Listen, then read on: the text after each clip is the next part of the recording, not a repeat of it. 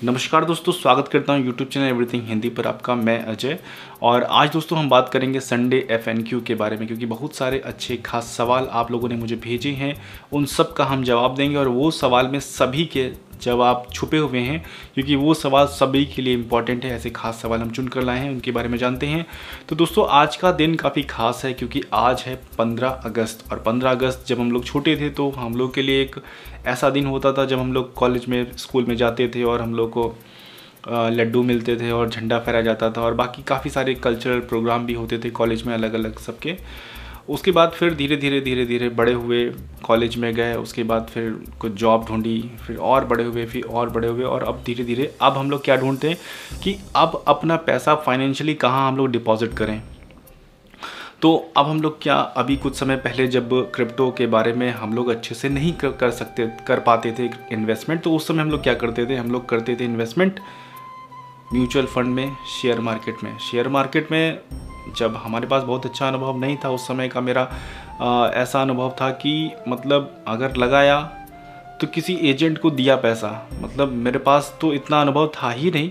और जब कभी पैसा लगाना भी होता था किसी न किसी एजेंट को देते थे 10,000, 20,000, 50,000, 90,000, इस तरीके से हमने दिया है। और उसके बाद रिटर्न वो लोग क्या देते थे कि पर मंथ तुमको ये दे देंगे। तो इस तरीके से का सीन पहले चलता था, यानी पहले हम लोग की जो आज़ादी थी वो कुछ थी ही नहीं।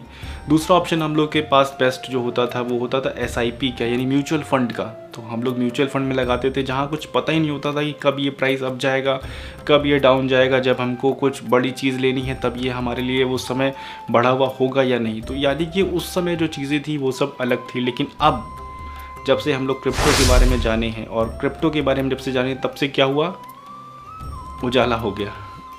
तो मतलब क्रिप्टो के बारे में जब से हम लोग जाने तब से एक असल में हम लोग आज़ाद हुए हैं फाइनेंशियली। मतलब अब आप लड़ सकते हैं कि ये टोकन अच्छा है, इस टोकन का इवेंट आने वाला है, इसमें तो ये चीज़ है, इसमें तो टोटल सप्लाई इतनी है, इसका फाउंडर ये है, इसका फाउंडर ये करता है, उसका फाउंडर यहाँ ये इवेंट करने वाला, ये ऐसा एक्सचेंज है। मतलब अब सब कुछ आपके सामने खुला हुआ है।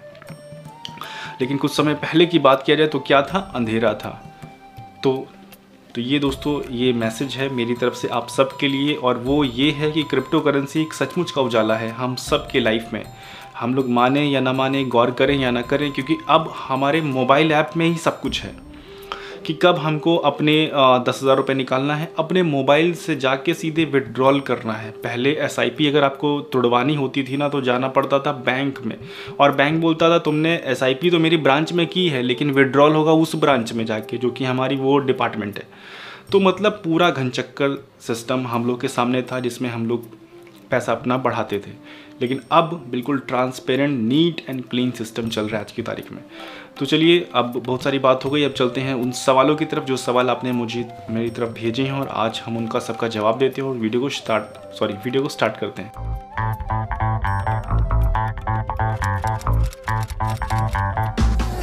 तो दोस्तों मैं हूं अजय और आज हम लोग बात करते हैं आपके सवाल और हमारे जवाब के बारे में। और सबसे पहला जो सवाल है वो सहदेव घवाली जी का है, और उनका कहना है कि अजय भाई, मैंने इससे पहले कई बार ये सवाल पूछा, आपने जवाब नहीं दिया, सॉरी इसके लिए घवाली जी। उसके बाद सवाल आपका ये है कि it is a good to buy every new coin in trust wallet and MetaMask recently added coin $1 or $2 USDT every day and wait it for 5 to 6 year. It is the good investment. Please reply me question in upcoming video. इस question से हम आप सभी का जवाब देना चाहते हैं। इनका सवाल ये है कि क्या हम ट्रस्ट वैलेट पे जाकर मेटामास्क के थ्रू, ये एक बहुत एडवांस वर्जन के बारे में बात करें, अगर आप बिगिनर हैं तो इस चीज़ को सिर्फ सुनिए। तो इनका कहने का मतलब ये है कि अगर हम ट्रस्ट वैलेट में जाकर जो भी नए नए मीम कॉइन लॉन्च होते हैं, जो भी नए नए कॉइन लॉन्च होते हैं, उनको जाके $1 $2 का बाय करके 4-5 साल के लिए छोड़ दें, क्या ये तरीका बुरा नहीं है? लेकिन इससे भी बढ़िया, इससे भी बेहतर रास्ते हैं हमारे पास। वो ये कि आपने जो भी वैलेट आप यूज़ कर रहे हो उसमें सिंपली $1 $2 यानी कि $30 यानी कि $60 आप मंथली इन्वेस्ट कर रहे हैं, और वही पैसा आप टॉप 5 कॉइन में अगर लगा देंगे तो उसका रिटर्न और इनका रिटर्न में अंतर होगा। वो ये कि इनमें से हो सकता है 5, 10 में, 30 में लगाया आपने तो 30 में सिर्फ 2 ही बढ़ रहे हैं, लेकिन वहाँ पर जिसमें आप लगाएंगे उसमें वो बढ़ना ही बढ़ना है, क्योंकि उनका फ्यूचर, उनका जो यूज़ केस है वो सब उस ढंग से डिसाइड किया गया है। तो आपके लिए मेरी यही राय है कि वो उससे बेहतर है कि ये रास्ता अपनाएं और मीम कॉइन में जाने की ज़रूरत ही क्या है जब और अच्छे कॉइन है। हाँ, जब आपने बाय कर लिया है सारे अच्छे कॉइन, उसके बाद थोड़ा बहुत लगा सकते हैं, ऐसा कोई बुराई भी नहीं है, लेकिन अपना मेन फोकस रखिए टॉप 5, टॉप 10, टॉप 50 टोकन्स में, कॉइन्स में। उसके बाद नेक्स्ट सवाल है ये कि इनका कहना है कि अजय जी, मेरा मन में बहुत दिन से ये सवाल है कि अगर बड़े अमाउंट का फॉर एग्ज़ाम्पल 1 करोड़ यूएसडी किसी को ख़रीदना है तो कितना बड़ा अमाउंट एक्सचेंज पे P2P करना होगा, तो कैसे कर सकते। आपका सवाल का जवाब ये है कि अगर आपको इतना बड़ा इन्वेस्टमेंट करने की सोच रहे, ये सिर्फ आपको जानकारी चाहिए, तो आप ये समझिए कि माइक्रो सेलर का काम यही है। वो बड़े बड़े इन्वेस्टर का पैसा बिटकॉइन में या किसी भी टोकन में या अपने शेयर्स में लगवाते हैं, और इस तरीके की बहुत सारी संस्थाएं हैं। अगर आपको ज़रूरत होगी तो हम उनके बारे में आपको लिस्ट दे देंगे। बहुत सारी ऐसी ऑर्गेनाइजेशन है जो इन्वेस्टर का पैसा लगाती हैं। हम आप तो 10 लाख, 20 लाख, 50 लाख तक जा सकते हैं, लेकिन जिनको एक्चुअल में 20 करोड़, 50 करोड़ या उससे भी ज़्यादा लगाना होता है तो वो एक इंस्टीट्यूशन के पास जाते हैं। उनको क्रिप्टो सीधे माइनर से ख़रीदने को मिलता है, एक अलग सिस्टम है वो, उसके बारे में ज़रूरत पड़ेगी तो फिर कभी बात करेंगे। तो यानी उनका एक पैनल, उनका एक चैनल अलग है, उनको 1 करोड़ के यूएसडी नहीं बाय करना है, उनके लिए तो बड़ा नुकसान हो जाएगा। बाकी नेक्स्ट सवाल है देसी स्टंट मेनिया का। इनका कहना है, नमस्कार अजय भाई, मैं जावेद ये पूछना चाहता हूँ कि बैंक हमारे क्रिप्टो में ट्रेड करने से मना कर रहा है, फिर भी हम ट्रेड कर रहे हैं, तो क्या हम मुसीबत में आ सकते हैं? जैसे आईसीआईसी ने अपने कस्टमर को मना कर दिया, प्लीज़ संडे को इसका पैसा दीजिए। इनका कहना ये है कि जिस तरीके से आईसीआईसी भी कुछ दिन पहले, काफ़ी दिन हो गया, लगभग महीना भर होने वाला है, तो आईसीआईसी ने बोला था कि जो भी हमारे ऑडियंस है यानी जो कस्टमर है उनके, वो लोग क्रिप्टो से बचें। तो उस सब के पीछे रीज़न क्या होता है कि आपका पैसा सपोज़ कीजिए आपका एफडी में पड़ा हुआ है और वो एफडी बैंक के पास पड़ी हुई, और बैंक उस पर आपको 8% या 8% बहुत ज़्यादा बोल दिया, 5-6% इंटरेस्ट रिटर्न देती है, और उसके बाद उसी आपके पैसे को वो लोन देती है जिस पर वो 15 से 16% इंटरेस्ट रिटर्न लेती है। तो बैंक ने क्या किया, 10% खुद कमाया और 6% आपको दिया। तो अगर बैंक के पास आपने एफडी करा ही नहीं, वो पैसा लगा दिया क्रिप्टो में, तो बैंक जो 10% बैठे बैठे पा रहा था उसका वो धंधा तो चला गया ना, तो वो फिर क्या करेगा। खिसियानी बिल्ली खंबा नोचने वाली कहानी है ये, और कुछ नहीं है। तो ऐसा नहीं है, उनके कहने से कुछ नहीं होगा, पैसा आपका है, आप आज़ाद हैं, आज़ाद देश में जी रहे हैं, ऐसा बिल्कुल भी नहीं है। और क्रिप्टो पर कोई पॉजिटिव नियम कानून जल्दी आएंगे। उसके बाद एक साजिद जी का कहना है, भाई टोकन और कॉइन में क्या फ़र्क होता है? साजिद जी, मैंने टोकन और कॉइन के बारे में वीडियो बनाई थी जो यहाँ पर आ रही है, उसको आप देख सकते हैं आराम से, अच्छे से मैंने 1 मिनट के अंदर बताया कॉइन टोकन क्या होता है, क्योंकि बहुत सिंपल सी चीज़ है।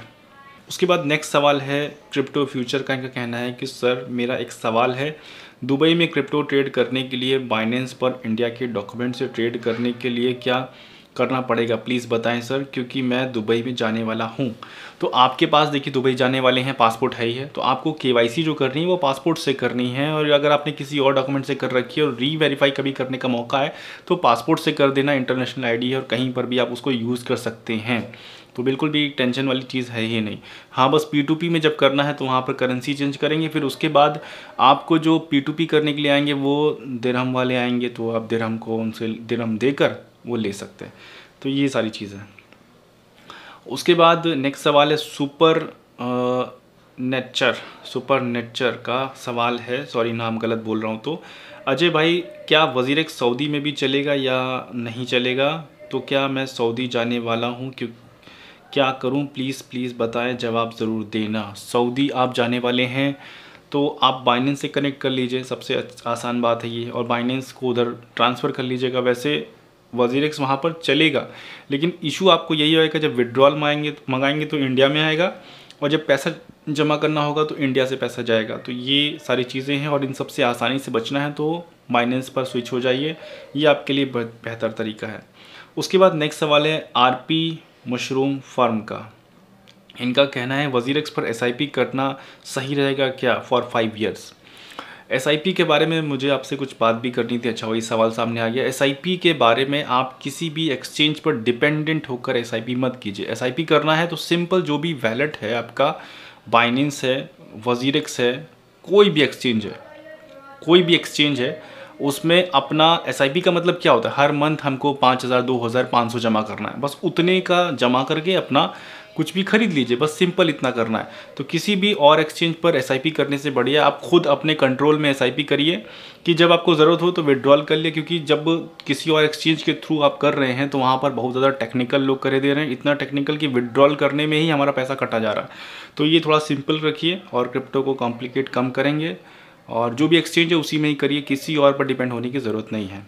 एसआईपी मतलब यही कि मंथली अपना डिपॉजिट करते रहिए।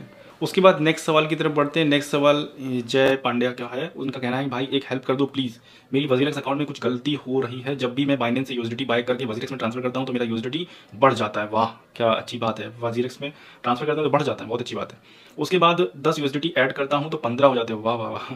उसके बाद में जाकर पता चलता है कि मेरा वजीरेक्स टोकन लिया था उसमें से कुछ कम कट रहा है, ऐसा नहीं है।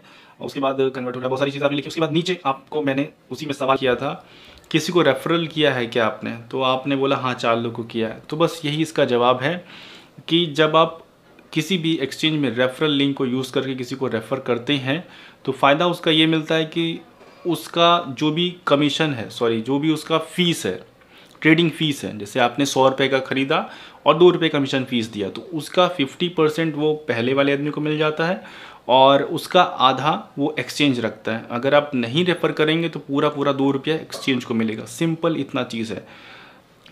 नेक्स्ट सवाल है अजय जी, मेरा ट्रस्ट वैलेट में सारे कॉइन पोर्टफोलियो स्टार जैसा दिख रहा है, फिर मैं ट्रस्ट वैलेट इंस्टॉल करके फिर से इंस्टॉल किया हूँ, उसके बाद सारी फ्रेज़ ऐड कर दिया हूँ, फिर भी वही दिख रहा है, ऐसा सॉल्यूशन क्या है?